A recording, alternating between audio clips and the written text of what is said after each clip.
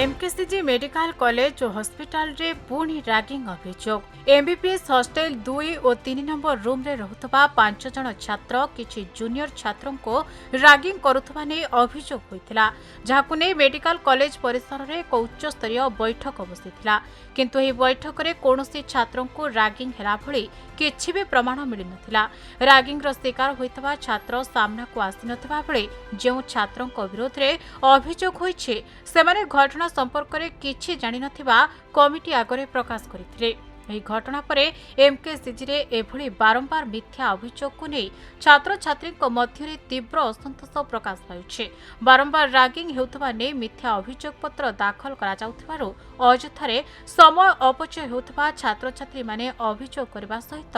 दोषी जीए हेउना काहेके तांको विरोध रे दृढ़ कार्यानुष्ठान नेबा आवश्यक बोली कहिसंती सभापति विश्वभूषण जेना। देखो प्रथम कथा आम रेगिंग को कौन मत सपोर्ट करूँ आम भी रेगिंग को अपोज करूँ आमर कॉलेज एडमिनिस्ट्रेशन को आम से कथार सपोर्ट करें आम माने रेगिंग केमी बंद हम कॉलेज रे से जिन आम स्टेप नौ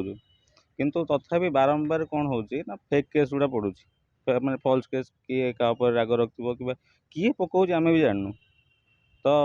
काली एमती आमर 5 जन पिला रेगिंग केस पड़ी से आसिक इनक्वारी कराला जहाँ भी कॉलेज तरफ तो फाइनाली एटा है कि फेक फल्स केस पड़ी फल्स केस पड़ला फल कौन हो बारंबार कॉलेज ना बदनाम हो कि रियल केस से फेक जी न पड़ी फेक केस ताठर बहुत अधिक पड़ी सो दैट एमके रैगिंग नंबर 1 चारिआडे चर्चा चलती तो तापर कौन हो फल्स केस पड़ला बेलू आम आसिक जो मारे केस पड़ू से मैंने आसिक 3-4 घंटा ये वेट कर गोटे मानसिक निर्यातना दिहूँ मैं पूर्वर गोटे दिन पूर्व नोटिस पड़ाऊँ कि तुम रैगिंग केस पड़ी सो दैट माने से माइंड चलती कि कौन हम कौन ना मु तो करनी जी न कर माइंड ओबियस चलती मुझे तो करनी एमती तो फल्स केस जो पड़ू प्रथम जिनसटा को जी कंप्लेन कर कंप्लेन आंड खोजागला तापर एक्शन एक्शन नापी आम आम से एडमिनिस्ट्रेशन सपोर्ट करूँ किंतु falls case basis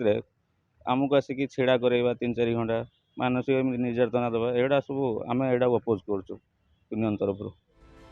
Brahmapur Sanjay Vishwal report खबर ओडिशा।